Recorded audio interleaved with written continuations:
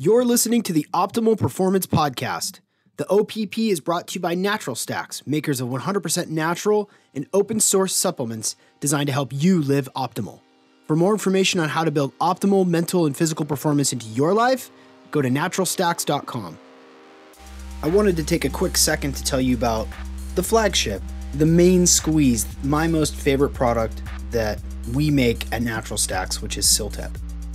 All of my experimentation with the racetams, with alpha brain, with other sorts of compounds and combinations and stacks of cognitive enhancers, Provigil, modafinil, all of that stuff, Siltep is my most favorite, and here's why.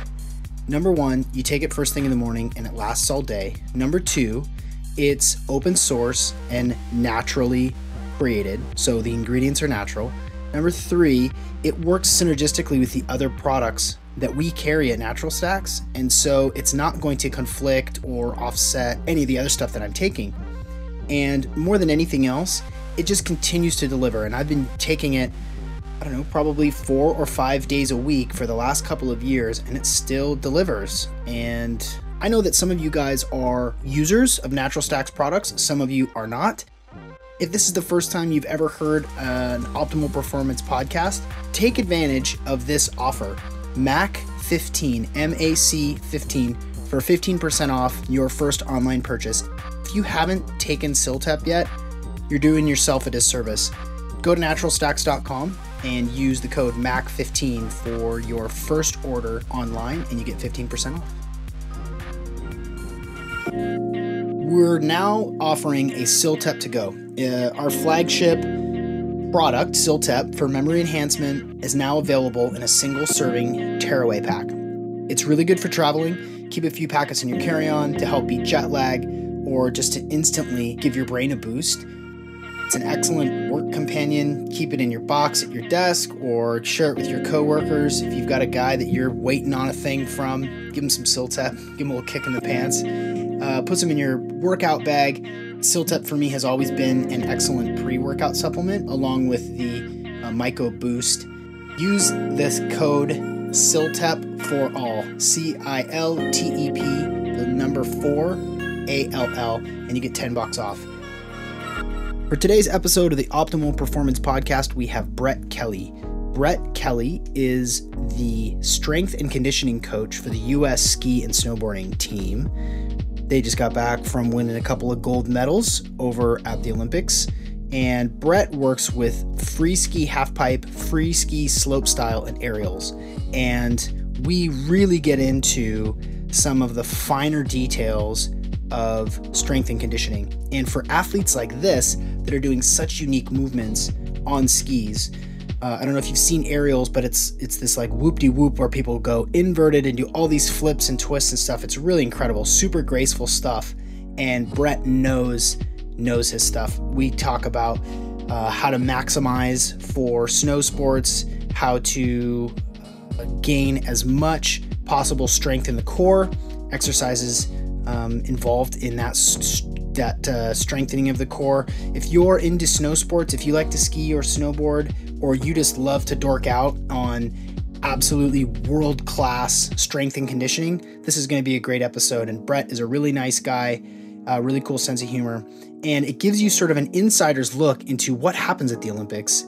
How do people get there? What's the schedule like for people to earn a spot at the Olympics? And I really enjoyed our conversation. He's a super nice guy and really super knowledgeable. And without further ado, ladies and gentlemen, Brett Kelly. You're listening to the Optimal Performance Podcast, and I'm your host, Sean McCormick. It's the OPP.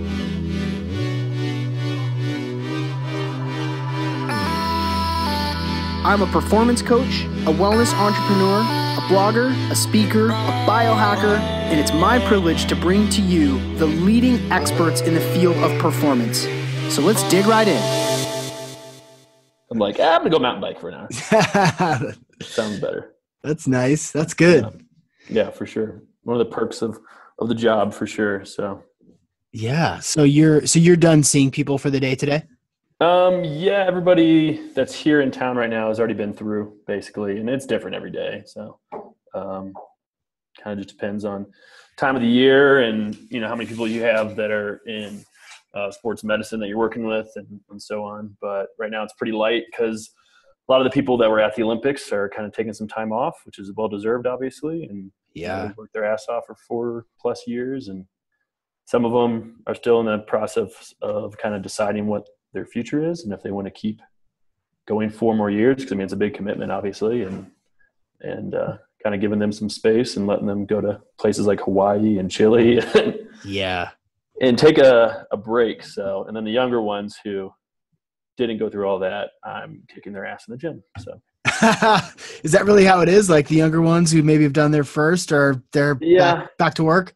Yeah. I mean, basically, yeah. I mean, I'm talking ariels right now. So I work with ariels, and then I work with free ski slopestyle and free ski half pipe the last 2 years. And there's talks of me taking over snowboard half pipe because we had a strength coach, Tracy Fober, who left to open up her own facility again, which is going to do great because she's awesome right here in Park City. So, but right now, ariels, which for people who don't know what ariels is, it's the one where you see people go off one jump. They'll have like their hands above their heads, and they'll go off and drop the hands and move around and do 3 flips with 3 to 5 twists in it. So it's kind of been around for a while before free skiing and snowboarding.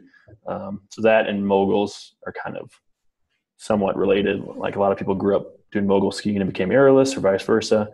So I work with them, and they're definitely more structured because they have most of their team here in town, and they do water ramping all summer. So we'll do 3 weeks on, 5 days a week. And then that starts end of May. So I start dry land camp. We try to give them some time off. They finish like beginning of March. You usually give them a couple weeks off. This year we gave them an extra week just because of the long season, and started them up this week for dry land camp. So we'll have 7 weeks of me kicking their ass, and then they'll deload for a week, and then they'll start water ramping and kind of back off the volume a lot because they're hiking stairs a lot and hucking themselves off some crazy jumps. And so what's a water ramp?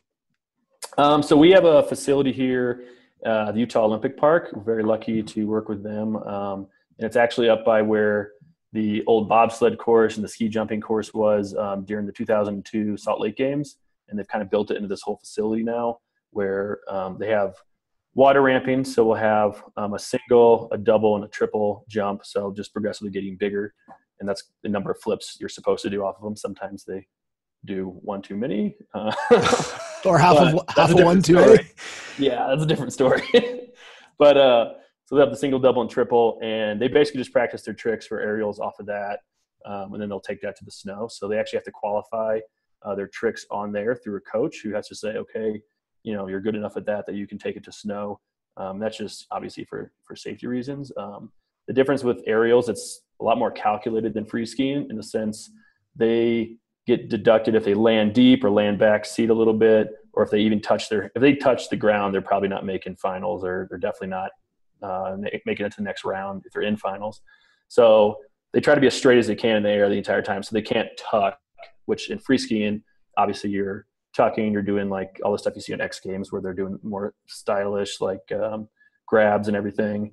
So with aerials, it's very straight. So they have to get their speeds down and everything, and then they have to land perfectly. So it definitely takes some more, I think, repetition doing the same trick over and over again. Yeah. So it's kind of it seems like a similar sport from the outside because they're just going off a jump and doing tricks, but it's definitely pretty different. And when you can see that just from talking to the different athletes, aerialists, a lot of them come from moguls background, or some of them come from a gymnastics background. And then with free skiing, a lot of those kids just grew up skiing and started going off jumps on the mountain, and just kind of did what they wanted to do. And it's a little bit different vibe for sure, but both of them are fun in their own way. So how about their level of fitness and strengths and weaknesses? I imagine they're different. Yeah, for sure.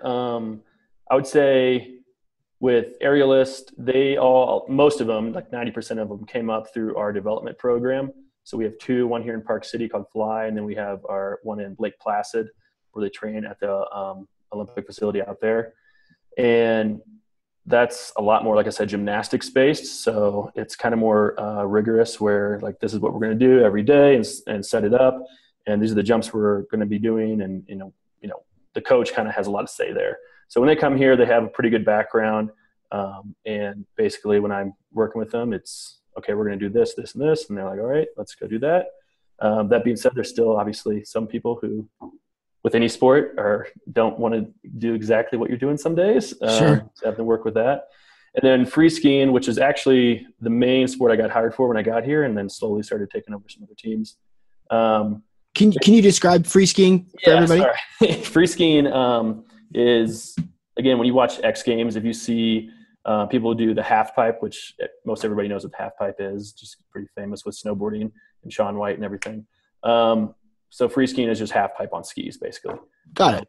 And then slope style free skiing is the one with like the rails. Usually they have 3 or 4 jumps. They'll have rails, boxes, different features that they can do tricks on. And they have to go down and they'll do a run using those features. And they get scored on the overall run. So. And how many, not like it's all about the medals, but how many medals did your team get this year? We got 4 total with my 3 teams. So ariels, unfortunately, didn't get one. We had one girl got, what she get, 5th overall.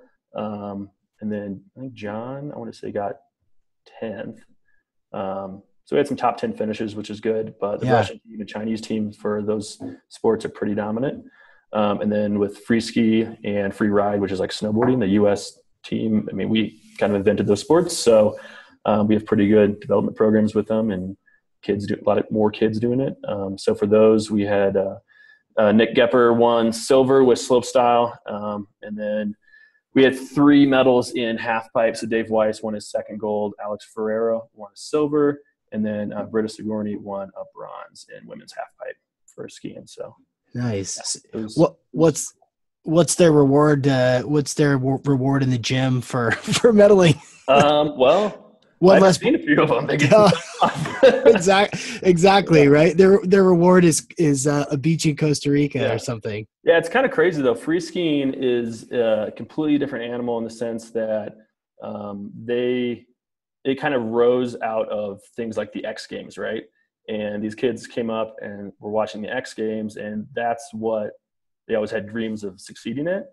And then Sochi Olympics was the first one that free skiing was a thing in the Olympics. So most of these kids didn't grow up dreaming about the Olympics because it wasn't even an option. So it's kind of crazy. A lot of them, when they come there, they try to just treat it the same way as X Games, which for some of them is almost as important.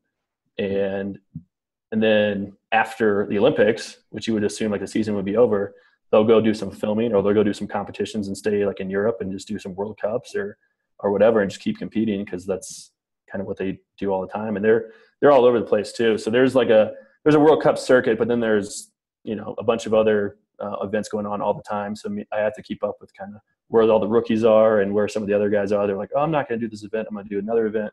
Or I'm going to go to Mammoth for a month and film with one of my sponsors because they need some content or whatever. So it's kind of a different animal. Whereas in aerials, it's like, okay, these are 10 events.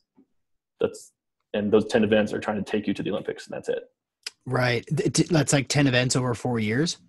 No, just like in a season, like the World Cups. Got it. So we have 5. Every sport has 5 qualifying events, and they just take the top 3 or 4 athletes from those events. Got it. Yep. Before we hit record, luckily we've been recording since the beginning, but, you were telling me about your day today and the different people that you've seen come and go and the work that you've done. And then fitting in, did you say you went downhill mountain biking? Yeah. For an hour? Yeah, of course. Yeah. Of course you did. Animal. And then, so I'm curious, one question that I ask every single one of the guests is, what's in your body? What have you put into your body today? And everything, all of it. Describe what supplements, what food, what coffee, all of it. Well, after taking 6 Probably like 6 weeks off, not wanting to take 6 weeks off, but the Olympics is such a crazy environment that I wasn't able to do my regular routine, kind of nonstop. And then after that, I took 2 weeks off and went to Vietnam and Thailand where I was on beaches. So it definitely wasn't working out. Yeah, nice. So I came back here and just trying to get back in the swing of things. It's been 3 or 4 weeks now. So I'm pretty much full go now. So trying to get some of the summer bod going again. So I started off with some creatine in the morning and some just BCAAs and water. And usually just drink that on the way up the canyon. That's like a half-hour drive for me to go to Park City because I live in Salt Lake. And then I get up here and usually get going on my computer a little bit. And then when I'm feeling hungry, I'll go in and grab one of our Chobani yogurts because we have a sponsorship with them. And then I'll throw some granola in there. What else did I have today? What time? I just got your guys' supplements last night. So oh, dope. I haven't had a ton of time to check them out, but I had some of the, I can't remember the name of them right now, the brain food. Yep. And the other one was more melatonin based, I think. Well, there's 4 different brain food products. Yeah. There's dopamine, serotonin, acetylcholine, and GABA. Yeah. Did you have GABA. You had GABA last night? That was a relaxing one, right? Yeah. So I slept good. So first time taking it. So we'll see. I'm going to work out after this podcast probably and take some protein. So what time? And I'm just going to dig down a little bit deeper. Like, what time did you wake up and do your creatine and BCAAs, and then how long was it before you got into the yogurt? So usually I kind of have been doing, just because I gained a little bit of weight, not working out and eating a lot of rice and noodles in Asia. So I kind of started doing a little bit of intermittent fasting where I just have a window of when I eat, and usually it starts at 11. So I'll wake up and I'll have some BCAAs in the morning around 7 with some creatine, and I'll come in and do maybe a light spin. Today I knew I was biking, so I didn't do a spin. And then, maybe 11 o'clock I'll throw the yogurt in, and then at noon I'll eat lunch and then work out like an hour after that, just so I have some fuel in me and Gotcha. rock. And then I usually stop eating, is it like 7? Yeah, 8 hours. So 7 o'clock I'll just eat dinner right before then and usually good to go. So I've seen some results for me in the past with that. So I decided just to hop on that because it's pretty easy. Basically just don't eat breakfast. I just eat some BCAAs and some creatine and then just kind of delay breakfast for a couple hours. So it's not really that taxing for me. And I will have tea most mornings too. So just some green tea. I'm not a big coffee guy actually, which everybody's like amazed that I'm a strength coach and I don't have pre-workout and coffee in my right. Times. But yeah, I don't know. I'm just never really liked the taste. So I guess started drinking it too much. I just don't have caffeine a lot. You didn't feel pressured to start drinking coffee like a grown up. That's good. No, I just stick to green tea, man, every day. That's good. Yeah, once or twice a day probably. And then, I mean, definitely had my pre-workout days when I was younger, but kind of stopped doing that because you get on that road. I feel like then I'm like always needing pre-workout to work out. And then when I don't have it, I feel terrible. So I try to kind of stay away from it a little bit. Not saying it's always bad, but I just don't like being dependent on things. So it's always fascinating hearing people's explanation of what they've had in the day, and you're probably not surprised that a giant number of people that I talk to, including myself, don't eat breakfast. Like that's probably the most consistent answer is, I didn't eat anything for breakfast. Usually it's like, I had some supplements of this or that or some vitamins or something, but I certainly didn't have like a croissant and, a bunch of heavy stuff. So that's interesting. So I'm so curious as to what a day in the life is. And, you've explained sort of the schedule and how you track people. And I imagine, with the athletes that you train, it must be nutty trying to keep track of everybody's strengths and weaknesses and body types and chemistries and circadian rhythms and all that. So-and-so's in Denmark doing an ariels challenge and so-and-so's in South Africa, on a safari, taking a week off, how is it that tell me the process of how you sort of assess an athlete, let's say a new athlete that you're just knowing for the first time, assessing their abilities, capabilities, potentials, and then applying general principles, but also specific to them. Like, walk us through what that looks like if Joe Schmo you met for the first time and he's really promising. Yeah, I mean, when I first came in to free skiing, it was like a lot of them, not all of them, but a lot of them didn't have a lot of lifting backgrounds or anything. So trying to get them, I guess, connected to their bodies as much as possible. So I've used just some basic leg circuits. So I'd bring them in, and we're still going to do a workout that first day, but it's going to be a little more mellow, mainly so they trust me and know I'm not just going to crush them every time they come in here, and then they stop coming in here. But kind of just put them on a bike or whatever cardio they want for a little bit. I actually always tell them that they can pick their warm up for as far as if they want to bike. Some of them will bike to the gym, and then they're already warm. We have a skate park here too. Some of them will do the vert ramp for 10 minutes and then come in, and that is pretty taxing. So they'll do their basic. I just do like a med ball warm up, where I'm kind of taking them through various movements. So just like any coach would do, as you're warming them up, you're almost watching how their body moves. And I would say, have like a specific leg circuit that I do a lot of times, which actually I got from when I worked with the White Sox. And then I found out later that it was Vern Gambetta's leg circuit. So they use it here because we actually work with Vern here too. So it's just body weight squats doing, I think the full one is 20 body weight squats, and then 10 lunges, 10 step up jumps, and then 5 squat jumps. So I'll do variations of that. And then depending on what I kind of see in the warm up, I might change up a few things here and there.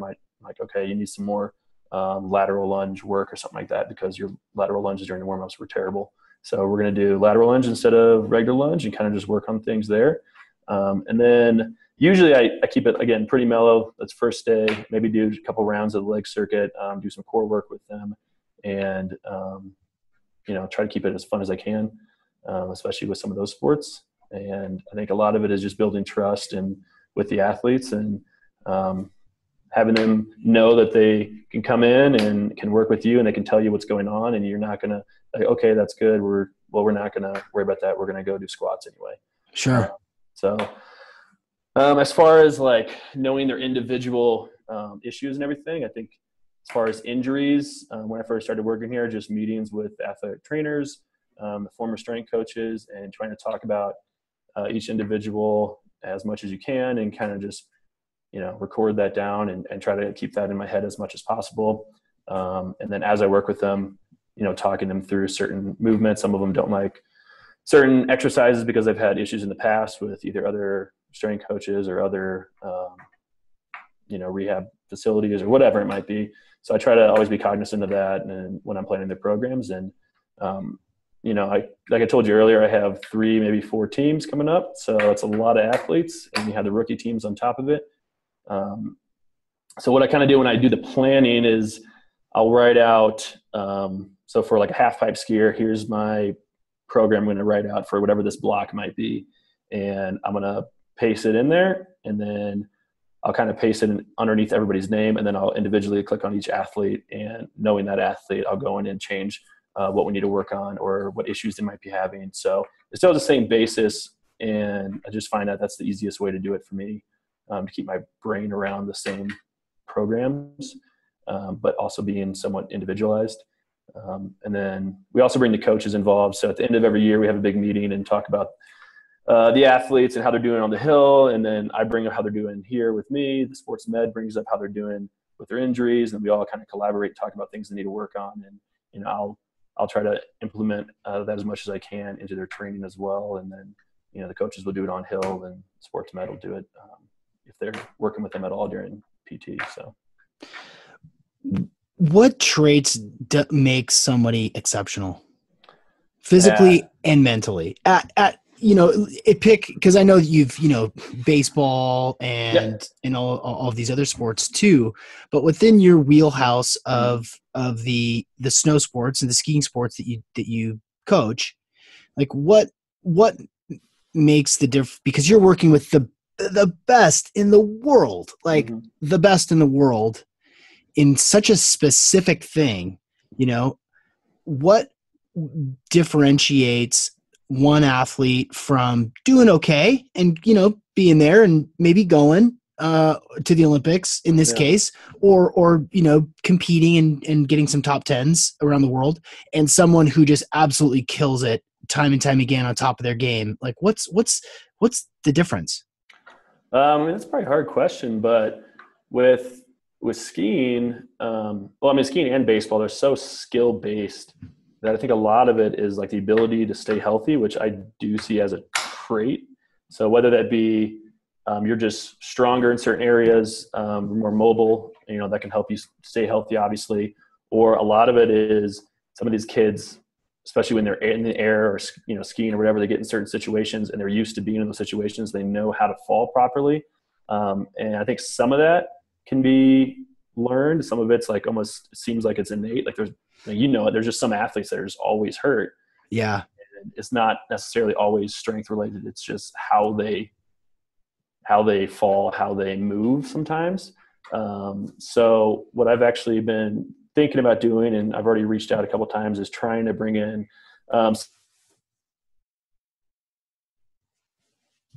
people how to fall properly. Is the internet still working? Yeah, you're back. Right. You're good. Cool. So trying to bring some of these we're actually going to get some extra mats out here and everything, and just kind of do some more rolling training and flipping and learning how to fall properly. And hopefully that will kind of lead to less injuries. And since it's such a skill-based sport, if you have less injuries, you're on the hill or you're on the field longer. And I think inevitably you're going to get better. But yeah, a lot of these kids grew up skiing since they were 2 years old, and a lot of the baseball players that I worked with grew up throwing a baseball since they were 2 years old. So yeah. I think with these types of sports, it's just so skill related. As far as like specific attributes that we've seen as far as like on our testing, we actually just did a whole overview of a lot of our testing, and there's not like a specific strength that we're seeing right now. Really? But I think a lot of that is also because the sport is so new, free skiing. So as sports advance, I think people that are more built for that sport start getting better, right?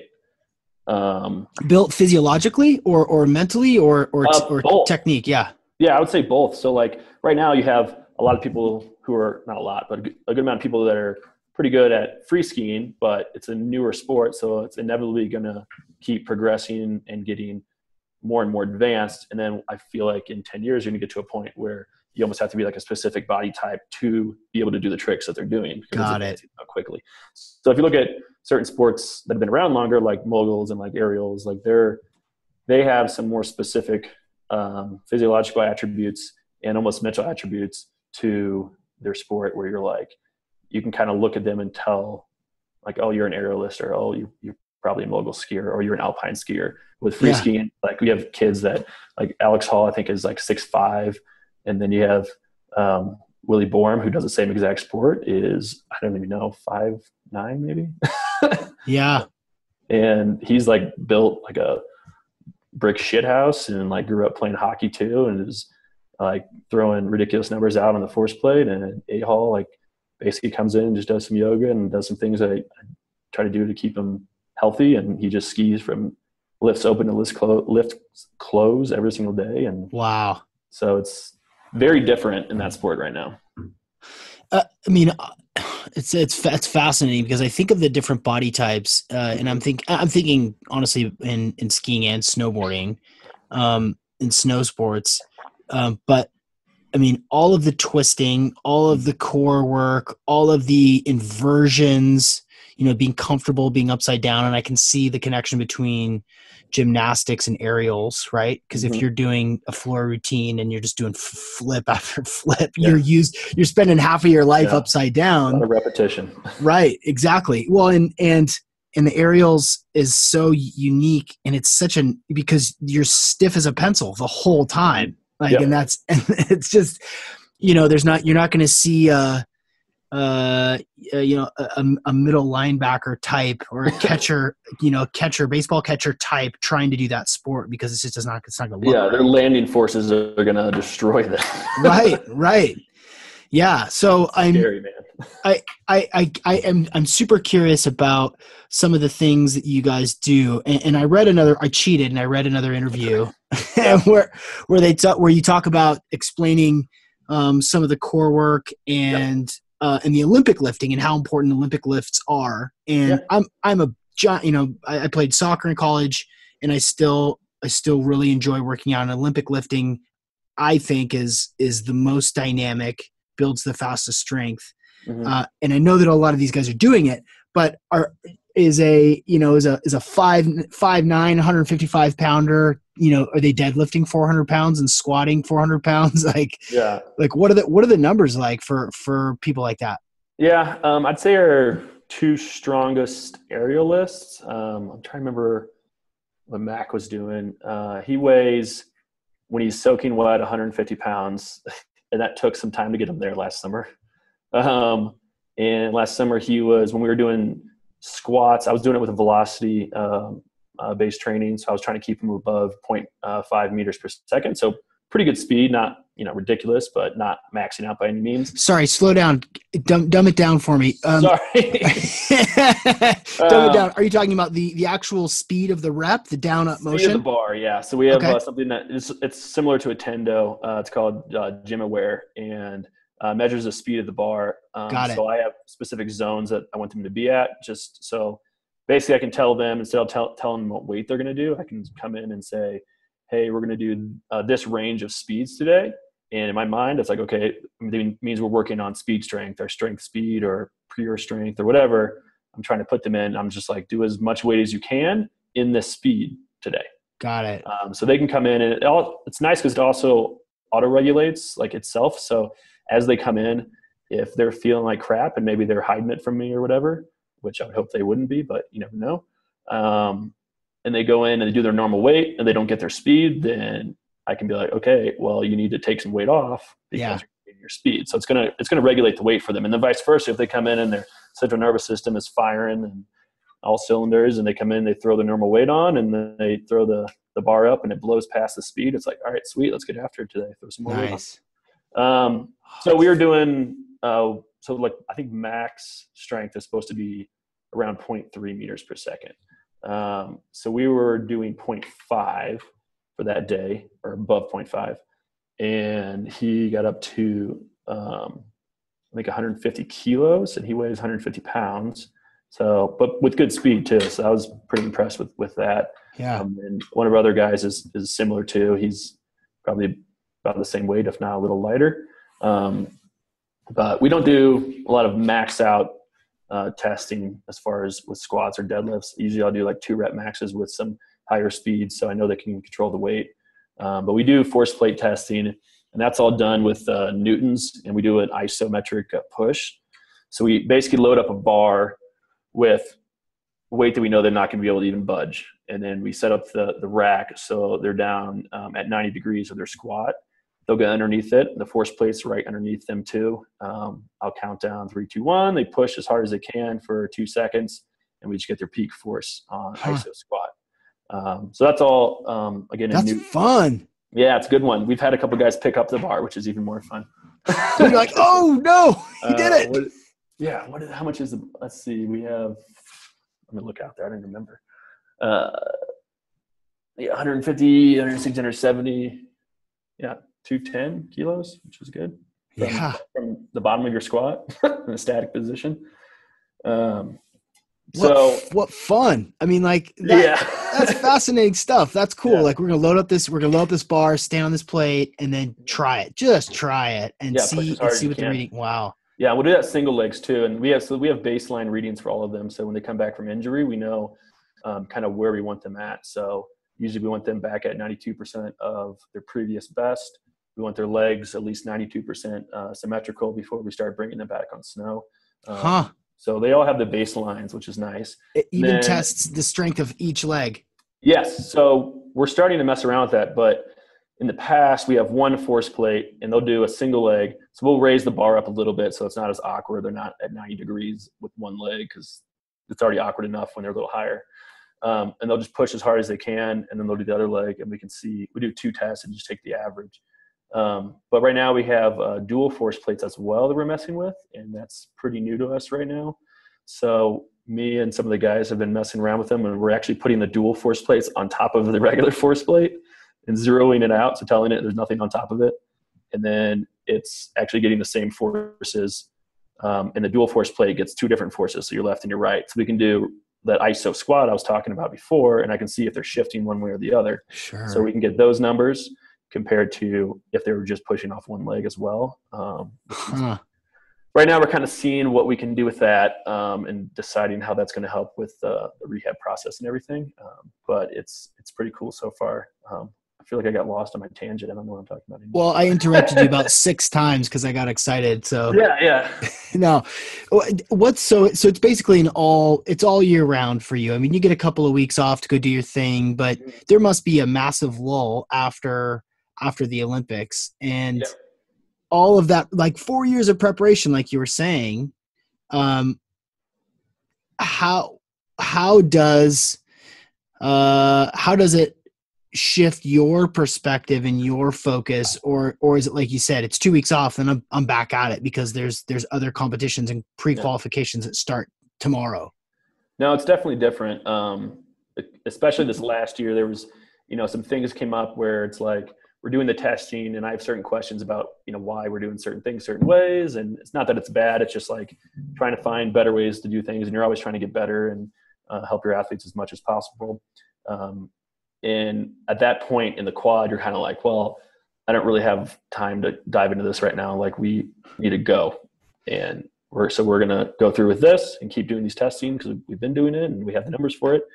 And then now that we're back around to the start of a new quad, we're kind of going back into meetings and we're like, all right, what do we want to change? Like, what do we want to research? What do we want to look into? And we have 4 years to kind of plan it out. Well, we don't have 4 years to plan it out, but at least like a year to mess around with some different testing and see if there's certain things that we want to do. And then as far as with the athletes, I would say the last year for sure, and even the last 2 years, you kind of zero in more on the medal potential athletes that you're like, all right, these guys like could seriously podium at the Olympics or even go to the Olympics. And you're still working with the development athletes because you always want to be working with the development athletes. But when I have so many athletes, I have to kind of focus one or the other. So I still help out development and then just work a lot with the higher end athletes who are probably going to be going to the games just because that's the time of the quad. And then now that we're flipping over, not that I'm completely dropping people that were at the Olympics or anything like that, but you kind of shift your mindset and you're like, all right, how can we develop athletes for the next 4 years or the next 8 years? Because you're going to have retirements and you need to start building up some new athletes. So I'm working with one of our high performance coordinators here who has been setting up development stuff with some of our academies around the country, which are mainly alpine focused. There's a few that have pretty good free ski teams as well. So I'm going to try to travel with him to some of those places this summer and just talk to the strength coaches about how I train free ski athletes, and then maybe talk to the athletes, and then talk to the coaches as much as I can, and bring up the importance of backing the strength and conditioning program as far as the coaches, and then just trying to get the athletes used to doing even body weight stuff before they get here, before they make the pro team. So when they get here, it's not completely out of left field for them. So yeah, I can imagine if you just grow up skiing and you're having fun and having a ball and you're really good and you get a phone call and it's like, hey, now we're going to actually exercise. We're going to work out. I in that other article you talk about like building body mass and muscle as body armor, as protection. And I never would have thought about how important falling is and how well you fall. Yeah. But you're absolutely right. Like if you break every time you go down, or if you tweak something because either you're not falling the right way or you're just weak, fragile or lean, that's a problem. That's a long-term problem. I also want to ask you about mentality. It sounds like there is such a wide range of attitudes over the course of the year and year in and year out, and you're seeing different styles of people and their approach and work ethic and stuff like that. Mm-hmm. Do you guys spend any time thinking about meditation or mental training or breath work to assist in preparation? We have a handful of sports psychs here who work with specific teams who have handled some of that to an extent. I think that's something that as a strength staff we could possibly work on a little bit more. I myself have started kind of taking meditation more seriously the last 6 months probably, and every day I'll do a little bit, even if it's 5 minutes before I go to bed or something. And I think it definitely helps, especially during the stressful times. I even did it all the way through the Olympics, which was hard to find time sometimes to do that. Sure. But yeah, I think that's a huge part of it, and I think we could at least be bringing it up with some of them, and that might be part of the development side that I'm starting to talk about now, and trying to bring that up with some of the younger athletes as they get older. And there's definitely some of the pro athletes who have been around who have started picking that up, whether that be through our staff here or through somebody else. So trying to get them to maybe talk to some of the younger athletes as well, and bring up how important visualizing. You got it. My brain's not working. Nailed it. Nailed it. Yeah, it's been a good day, huh?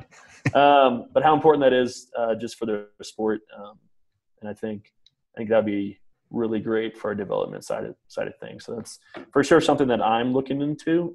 I don't have any specifics on how I want to implement it yet, but like I said, we're all kind of just in the process of having meetings and throwing ideas out and seeing what everybody else thinks, and kind of moving forward right now.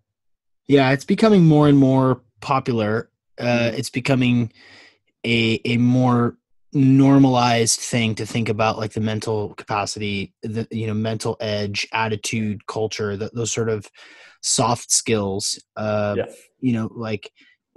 live in Seattle, and the Seahawks have like meditation coaches and sports psychologists on staff that are really highly focused on mentality. Mm-hmm. And the fact that you're going to fail, you should fail. If you're not failing, you're not trying hard enough, Yep. And how to deal with that. It's interesting. So as a world-class strength coach for baseball in the past and skiers, what sorts of exercises can the weekend warrior do to improve their ability on skis?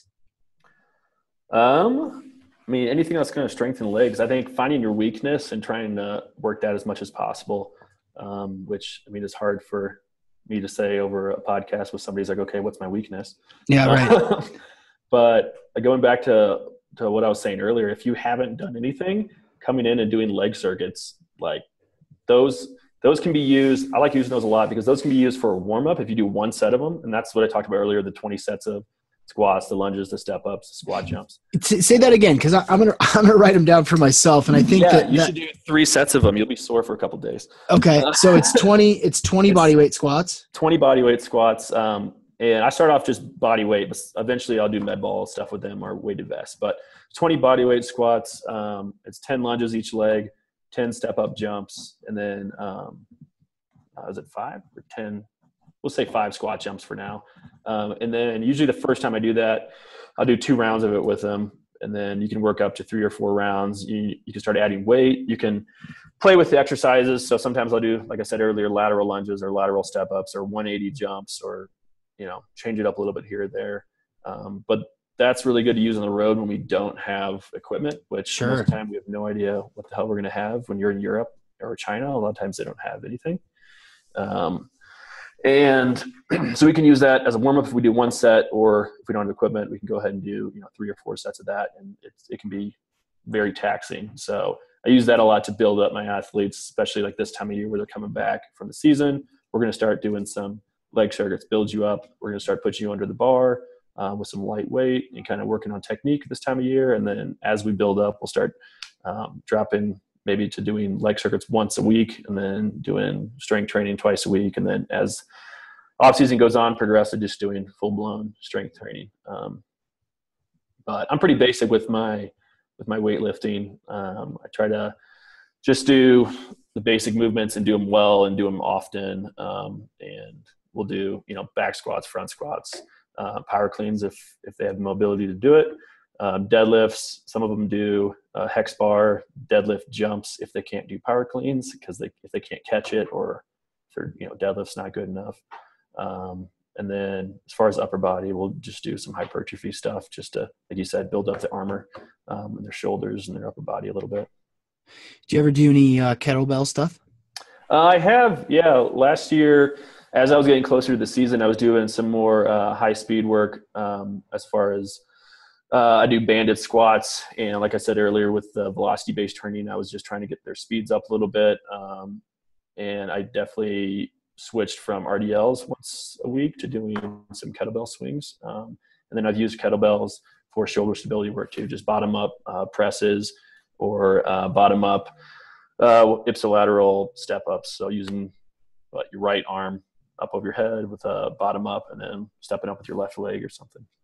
So, oh man, so I'm picturing that. So it's from the ground. I tracked mostly. Yeah. So it's from the ground all the way up with the kettlebell extended above your head with your right arm, and then step up with up onto a box with your left foot. Yep. And so then and does the right knee come all the way up too? Yep, drive it all the way up. So I try to get them to get their foot over the box and then push down the box quickly and throw some power into that box, drive that opposite leg up. So it's obviously going to be a lot of shoulder stability, and then using your left leg with your weight in your right arm is going to have to use a little bit of core as well. So, yeah, I like a lot of the core stability work, especially with ariels, just because, like you said, they try to stay as straight as a pencil the entire time. So we try to put them in positions where it's not just they're holding the plank for 30 seconds, but maybe they're doing something while they're holding that plank, or they're doing, walkouts on a ball or rollouts, or something our old athletic trainer made up that I do all the time now with them is I'll put a Bosu ball, the round side up on top of a box, and they'll do, you know what a hollow hold is? Nope. So hollow hold is when you're sitting on the ground and if you're going to pick your feet up and hands over your head and kind of be in like you're about to do a sit-up, so your shoulders are off the ground, your butt's really just touching, so you have to hold that in a static position. So I'll put them on top of that Bosu ball and I'll grab their feet and kind of move them around, and sometimes they'll get med balls and hold them straight arms over their head, kind of stay in a straight position, and we'll progress that to doing side ones, or ones where I'm just holding one of their feet and they have to keep their feet together because that's a big thing, keeping your skis together. Sure. So it's just a lot of stability work for them, for sure. Brett, that sounds brutal. Yeah, it's not fun. I'm not that good at it, but they are. So that sounds brutal. I would last 4 seconds before I'd be like, I can't, I'm done. Yeah, I don't use a med ball. Some of them, like I said, will use, they're light, but still like a 5-pound med ball with your arms stretched out over your head. Oh yeah. Keep everything stable, keep your shoulders stable is pretty challenging. And then when we do the side ones, those are even harder on the adductors because I'll hold maybe the top foot or just the bottom foot and move them around, and they have to keep their feet pinched together too the entire time as they're keeping their core stable and their arms over their head. Just rock them around. So my goodness. Stuff like that is kind of what I'm doing with a lot of the aerialists, and it's fun because I have my staples, but then it's like, well, what if we did this? Let's try this. Let's position and see if you can stay stable. And I mean, that's one reason I like working here too, because you have a lot of like-minded people who, when we have free time, it'll be like, all right, let's go see if we can figure out an exercise that will work, this specific thing or whatever adaptation we're trying to work on. And we just have a lot of sports with acrobatics and coordination and core stability that it's sometimes that extra work outside of the squatting and the power cleans is just some different stuff that we made up here. Yeah. I can only imagine walking into the gym on a day, Brett, where you and the homies have concocted something. Mm-hmm. And you said, no, let's try it tomorrow. And I'm coming in to start my day. Maybe I didn't get a great night's sleep last night. And you're like, hey, I want to try something today. I would just be like, oh no. Yeah. You gotta pick your times to do that stuff for sure. But a lot of the free skiers like to do some of that different stuff too, because they're like, oh, this is cool or whatever. And I'll mix that in with their circuits sometimes, and we'll do obstacle courses where for them it's fun because they're doing an obstacle course and they do some balance work. And like part of the obstacle course is I'll have them run up the quarter pipe and then they have to jump into the foam pit and swim across that, which is taxing. And then they'll totally on the trampoline, like certain tricks, and then come down and then, hey, okay, now we have to do box jumps or, you know, something where I'm actually trying to work in what they need to be doing that day. Yeah. On top of, you know, you're going to throw this football or I'm going to throw this football, you're going to catch it, and then you're going to go jump on a trampoline and they're going to come around and then you're going to actually do your plyos or whatever it might be. Cool. So trying to keep it fun and throw some different things in there for them because their sport is so chaotic that I think having the basis of weightlifting is a must, but then trying to find out ways how you can put them in some different positions that they might not be used to, which is hard because they're used to being in a lot of weird positions. Yeah. Yeah, a lot of variability. Oh yeah, it's crazy. You watch them on a trampoline, you're just like mind blown. Yeah, right. What does everybody eat? How much control over diet do you have? Does it shift from one time of the year to another time of the year? What do you like to eat? What do you prefer your athletes to eat, and supplements too? As far as eating, I think a lot of that is kind of if we're having any issues gaining weight or losing weight, then we'll meet up and talk about what they're eating. We don't have any restrictions, just general restrictions on anybody. We have a nutritionist who is also our head chef here. We have in our facility here in Park City, we have a kitchen. So the athletes can come in, they can eat breakfast. He makes lunch every day. So they'll come in, they'll eat something here, which they know is healthy and good for them. We have Rock and Refuel protein shakes here that they'll eat. I mean, he has access to a ton of USANA, just vitamins just because we have a partnership with them. So kind of depends on what he has been working on with them and if he's been working with them and what they're eating. But we're on the road. I try to just find the best things for them because sometimes it's, okay, I'm going to go to KFC because we're in China and I don't want to eat oxtail. And sometimes you have to roll with that. That's all you're going to eat. Wow. But yeah, trying to just find when I'm in certain places, trying to go around and find areas where they can eat and eat healthy food is definitely a challenge in some of the places. But, and then when you're in France, it's like, okay, I'm going to eat bread and cheese every day. Yeah. Count me in, man. Yeah. And like you said earlier, they're all over the place. So when they come back in here, a lot of times it's, all right, let's put the reins back on. Let's start eating healthier again because you're back in the States. You're not traveling every 3 days again. Let's kind of figure out the holes in your nutrition, and we'll meet with Alan, our chef, and kind of talk about that as a team and go forward. But can you tell us a little bit about what it's like to be at an Olympics? I'm trying to think. Is it madness? Yeah, basically. It's different because you fly in and you basically go straight to the hotel and they do processing. So where you get all like the clothes and everything you're going to get, and you get all your credentials and everything, because you have to have this credential everywhere you go. Otherwise you're not getting in anywhere. Because security is just so tight. But once you're in there, it's like you're in this bubble of the Olympics and like you don't see the real world for a while. So we actually we had an offsite gym outside of the village, and we had a couple offsite kitchens where athletes could go and they could eat outside of the village and not eat, with whatever the same food is that the village was going to have every day. Excuse me. So they tried to make it seem like they're in the U.S. as much as possible. So all the foods were basic foods that they were going to eat here, and it was almost like they were coming in here and working out. Like we'd come in, they'd ski, they'd come in, they'd do workout with me, and then they'd go eat, and then they'd go back to their rooms or wherever if they're going to go see another event or something like that. But it almost didn't even feel like you're in Korea unless you like deliberately had to step out of that bubble and go into Korea. Interesting. Which was cool. But as far as like the events go, it was, I think one thing I didn't really expect coming in.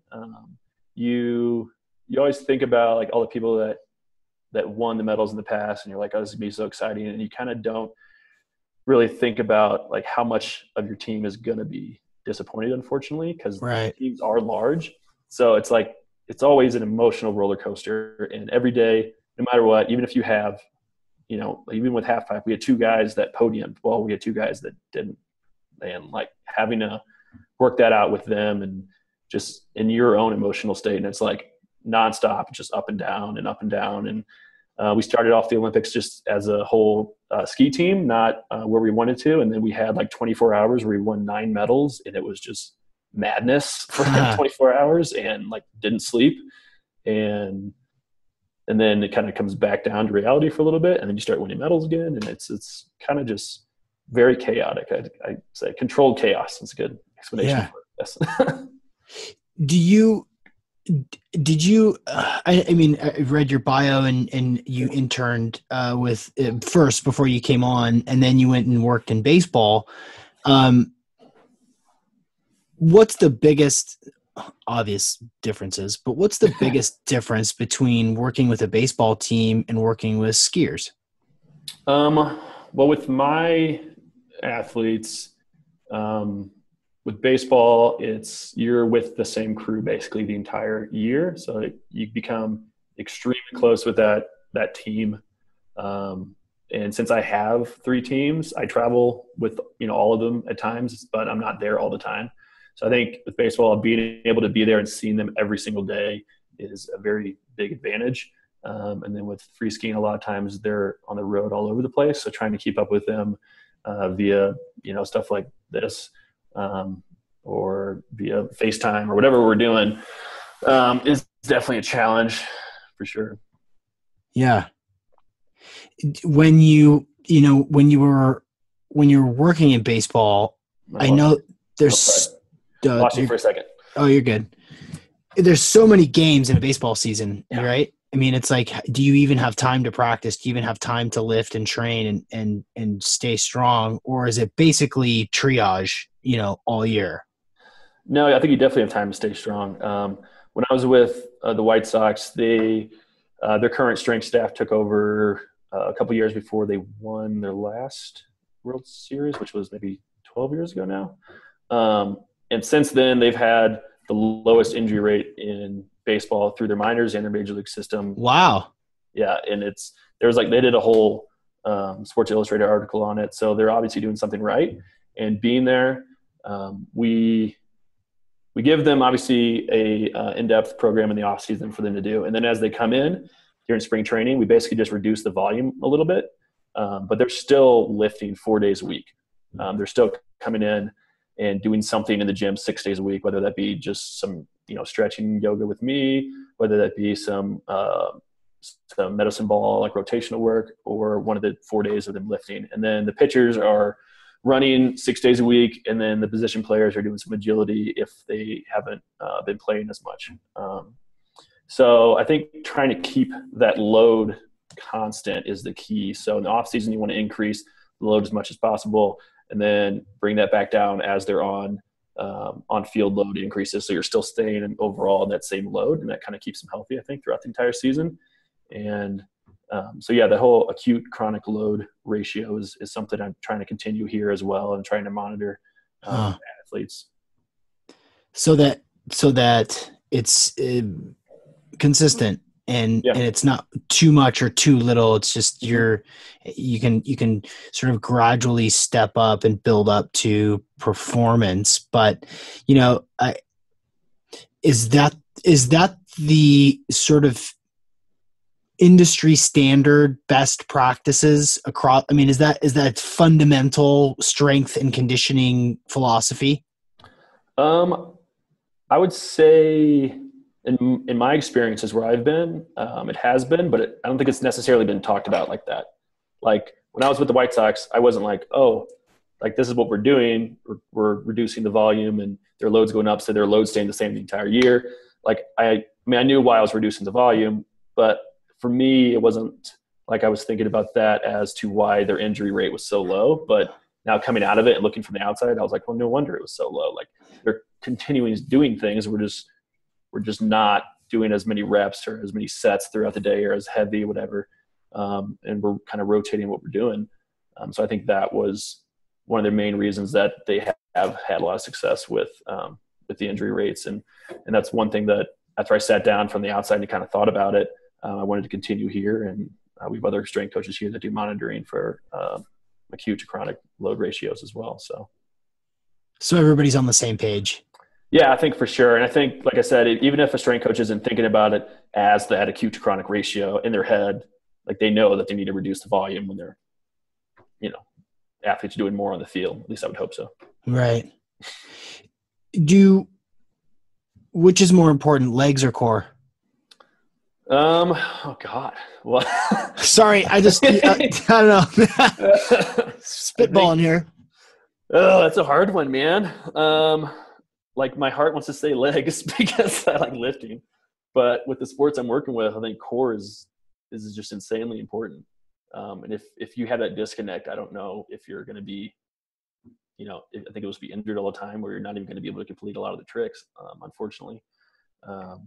But that being said, I mean, doing deadlifts and doing heavy back squats and heavy front squats, like if you're not using your core during that time, then you're not doing those right either. So, does that answer your question? I don't know. Yeah, that's fair. That was just right. That was just just diplomatic enough. Just enough. Yeah, right. I like squatting, so let's put it that way. I do too. What other sorts of like biohacking tech, wearables, heart rate variability? You mentioned like the central nervous system. You wake up and your central nervous system is jamming. Coming to the gym, like that's a good day to kick ass. Yeah. Get better. What sort of tracking are you doing, and what sort of tech are you using to do so? Last summer I used the GymAware, that bar velocity tracker, and I actually would put it around my athletes' waists after our warm up.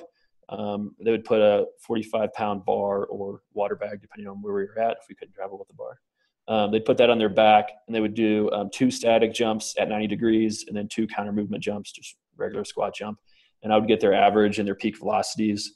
So looking at that, looking at their morning heart rates, then just questionnaires asking them, energy levels, how much did you sleep, soreness levels, and trying to correlate all that to their loads that they're doing is kind of one of the things that I'm working on and worked on last summer.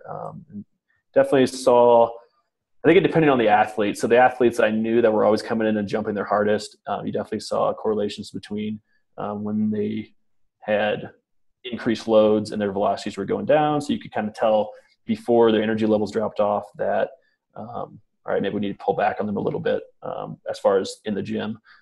And the problem with that is some of my athletes who would come in and not necessarily jump as hard as they could every day because it's 7 a.m. and they aren't feeling it that day. Sure. Sometimes that kind of gets stuck some of that data gets stuck in the middle there. And when you look at it, you're like, okay, this really isn't telling me anything. So I think I'm going to try to do a better job this year, really preaching to them how important it is to take that seriously. And that was something I didn't really notice until after the summer and going back and looking at all the data as a whole, Sure. What other sorts of, does anybody have, wearing Fitbits or doing sleep tracking or anything like that you know of? No, not my athletes. I wonder if Alpine's probably doing some of that. They always do some crazy stuff. Yeah, right. So I know they Endurance. were a couple years ago they were doing like hydration stuff where they're doing P tests, and they were doing heart rate variability tests and kind of tracking all of that stuff. And I think that's kind of fallen off a little bit, honestly. And I just don't think they were getting the amount of results out of it that they were hoping for. And they were almost getting the same results from just doing questionnaires, like waking up, how are you feeling today? Like, your athlete, as long as they know their body, yeah, teach them that. If they tell you an honest answer of how you're feeling today, usually that is pretty on point with all what the fancy technology is going to tell you too. Interesting. Yeah. That's a fair point. And there's so much tech out there. There's so many ways to track so many different things, blood marker. And in my world, as the host of the Optimal Performance podcast, talking with all these different wearables and heart rate variability and neurofeedback and sleep tracking and REM cycles and all that stuff. When you're world-class, top 2% on the planet, and you walk in and your coach says, how you feeling today? You say, I've got a little bit of a thing. I'm a little tired. I've got a little bit of a thing kind of in my upper right hammy. Yeah. Then that means more than, exactly. than did you get the baseline of your, whatever, sleep REM cycle the following night. Yeah. And you could usually tell, like if you come in when I have done like questionnaires and stuff like that, when they come in, you watch them warm up or something, or you watch them lift some weights, you can tell if they're tired that day, or even if they're not tired, they're just like central nervous system's down a little bit or something. You watch them do their regular weight in their deadlift and you're like, all right, that sucks. So let's take some weight off. And do it right. And it may be a sore hammy and REM sleep, but it also may be a sick cat, it could be a million different things. I mean, I think technology is great. And there's a lot of things that we can learn from it. But I think it's definitely overused in our industry. And I think a lot of people use it because it's the new toy, and they don't necessarily go into it with a question. They just go into it because it's interesting, which isn't necessarily the best reason. If I'm using technology, it's because I want to answer a question. Right. And if I don't have a question, I'm just using it because we have it or because it's cool. That doesn't really tell me anything. So, if I can answer it a different way without that technology by communicating with my athlete, I would rather do that. For being such a young guy, you're kind of old school, it sounds like. I don't know. I grew up just weightlifting and in a gym with rusty weights, and I don't know. I guess my old strength coaches growing up when I was in high school molded me into this. Sure. Grouchy old man. They did. Well, they did a good job, right? Because the proof is in the pudding. Four golds and. I think a lot of my the people that I worked with coming up in the industry had similar views to me, and it was views that I kind of grew up with already. So I think it almost reinforced a lot of them, and I think I have a lot of them to thank for that. And obviously there's 1,000 ways to skin a cat, and there's people that do completely different programs than me and probably disagree with everything I said today, and they have athletes that are succeeding, and that's great, but this works for me, and I'm going to continue doing it and continue, reading and continuing education to make sure that I'm at least on the cutting edge of where we're at. And if there's anything we can do better. Yeah. What do you have to look forward to for the rest of the year? Are you going to just give us a snapshot of like what we have to look forward to and where people can kind of watch the stuff you're working on? Yeah. Well, I probably should start off, to say I'm looking forward most to getting married in October. All right. My fiance is going to listen to this, so congratulations. I got to say that, right? Thanks. So dealing with all that, but which was fun because I proposed to her right before the Olympics, and I was like, okay, I'm leaving for 2 months. Oh, funny. Funny. But anyway, so besides that, do a little bit of traveling this summer. Like I said, working with development teams a little bit. I'm going to do some traveling probably to Mammoth with a half pipe team in May, as long as that all gets worked out, and watch them do some training. And then they'll probably go to Hood, I assume, at some point, Mount Hood. Don't know if I'll go there or not. And then they go to New Zealand in August, and they do World Cup in August. It's kind of crazy just with their schedule, because it's like, all right, we have like 3 months, and then we're going to go to Mount Hood. And then we have a month, and then we're going to go to a World Cup in New Zealand. And then they come back here for 2 months before they start their season here in the United States. So it's a little bit all over the place for free skiing, but they'll start back up at Copper Mountain in November. So that's kind of the start of a lot of it here in the States. And there's talks of us going back to Saasfee, Switzerland this year in October, which we went to last year for 3 weeks, and it was awesome. So ski pipe and ariels and slopestyle all on this glacier above this town in Switzerland. So whoa, coolest places I've ever been for sure. So wouldn't mind going back there. A little honeymoon in Switzerland. Sure, why not? Nice. I wouldn't mind going back there. And then ariels in the summer, like I said earlier, they do water ramping for about 5 months. So we do 3 weeks on, 1 week off. Water ramping 5 days a week. That's kind of their schedule all summer. Stay here in Park City and train with me. And then they'll just start doing some on-hill snow stuff in October or November, depending on weather here and if we need to travel or something. So last year they had to go to, they went to Ruka, Finland in November actually to do some jumping, which is dark like 24 hours, 23 hours of the day. So, oh, wow. I didn't go there with them, unfortunately. You missed the 23 hours of darkness. Yeah. I was in Saasve for 3 weeks and then had to come back to the States to work with some of my other teams. So interesting. I think I picked the right one. Yeah. Right. Unless you're a night owl, in which case you're just, partying all day. Yeah. Just dark all the time. Yeah. Well, I appreciate you sitting down with us and we're as a podcast, as an organization, we're about just performing as the highest level as we can. And that applies to both, our listeners who are weekend warriors, who like to ski, who like to snowboard, in Seattle. Yeah. We're just about done here with the snow. We make it a little bit more here before spring comes on fully. Yeah. Yeah. Mount Hood, man. Mount Hood. Yeah. All year. Yeah. Well, it's funny. The staff, the Natural Stack staff. I'm not a snow sports guy. I grew up playing team sports, and I've never really been a snow sports guy. But the rest of the crew is. And when the rest of the team came up from Texas, I think they went snowboarding 3 times in 2 days. And I wish them the best of luck from my place. But no, we're interested in this stuff, and obviously patriots and proud to be Americans, and proud of the work that you guys did and that you put in at the Olympics, man. It's really cool. It's really cool to connect with you. Where can people kind of follow you? I don't imagine you're selling a book or doing a speaker series, but no.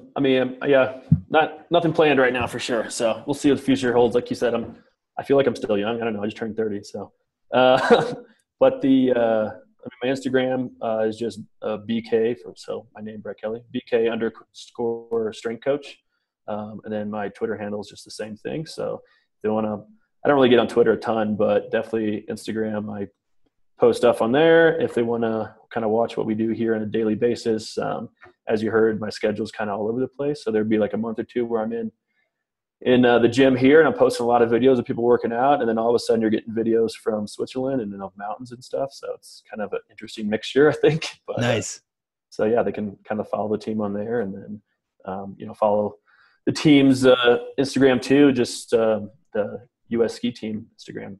So awesome. Yeah. Brett, thanks for joining us today on the OPP, man. For additional insights and practical lessons based on this show, go to naturalstacks.com. The Optimal Performance Podcast is a Natural Stacks original. Our executive producers are Dennis Buckley and myself, Sean McCormick. Our producer is Christian Randall. OPP intro music by Odyssey. Additional music provided by That New Jam, a Randy McCrandle production.